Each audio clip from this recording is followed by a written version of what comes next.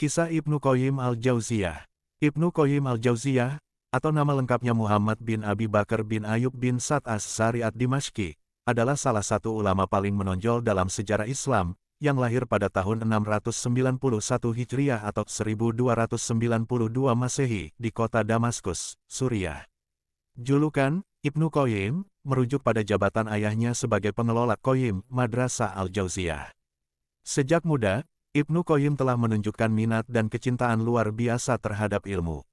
Ia menuntut ilmu dari banyak ulama terkemuka di masanya, tetapi sosok yang paling berpengaruh dalam kehidupannya adalah Ibnu Taimiyah. Bersama gurunya ini, Ibnu Qayyim menapaki jalan dakwah dan pembaruan pemikiran Islam yang berlandaskan Al-Quran dan Sunnah, sekalipun harus menghadapi perlawanan keras dari otoritas agama dan politik pada zamannya.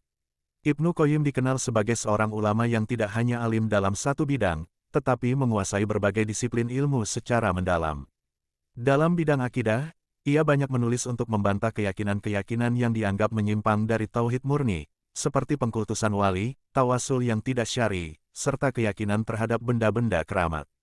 Dalam ilmu fikih, meskipun ia termasuk pengikut mazhab Hanbali, ia dikenal independen dan sering mengambil pendapat yang ia anggap lebih kuat, meski berasal dari mazhab lain.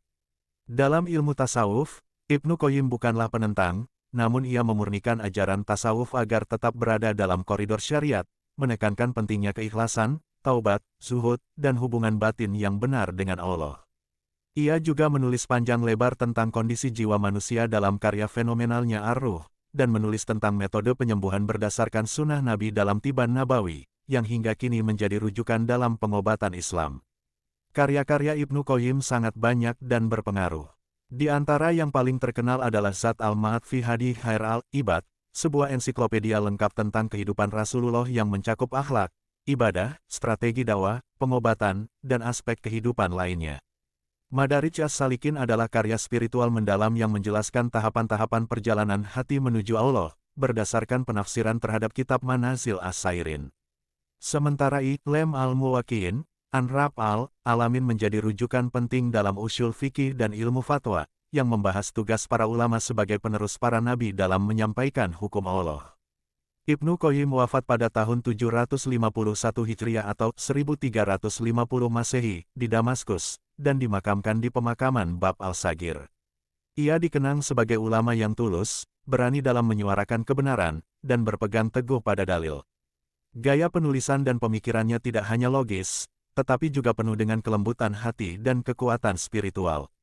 Warisannya tidak hanya berupa karya-karya monumental, tetapi juga semangat pembaruan, kebebasan berpikir dalam bingkai syariat, serta keteguhan dalam menyampaikan kebenaran meski menghadapi ujian.